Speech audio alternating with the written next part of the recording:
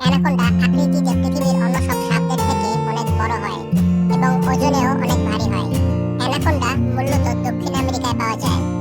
এখন পর্যন্ত পাওয়া অ্যানাকোন্ডা সাপগুলোর মধ্যে সবচেয়ে বড় সাপটি ছিল 27 ফিট লম্বা এবং 500 পাউন্ড ওজনের।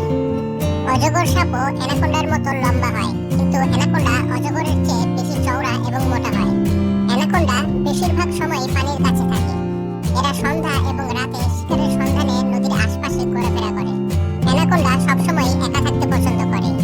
অ্যানাকোন্ডা সামনে কোনো শিকার পেলেই হামলা করে বসে, আর সাথে সাথে পেঁচিয়ে ধরে শ্বাসরুদ্ধ করে হাড্ডি দুমড়ে মুচড়ে ভেঙে আস্ত গিলে খেয়ে ফেলে।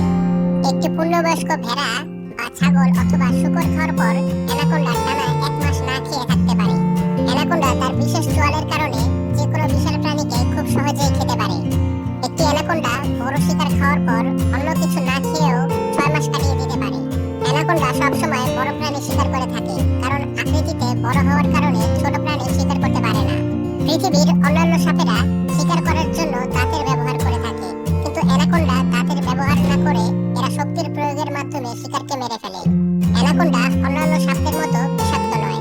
অ্যানাকোন্ডা অনেক সময় শিকার করার জন্য পানি থেকে জমিনে চলে আসে, কিন্তু পানিতে এরা যেমন দ্রুত চলতে পারে, জমিনে এরা ঠিক সেরকম দ্রুত চলতে পারে না।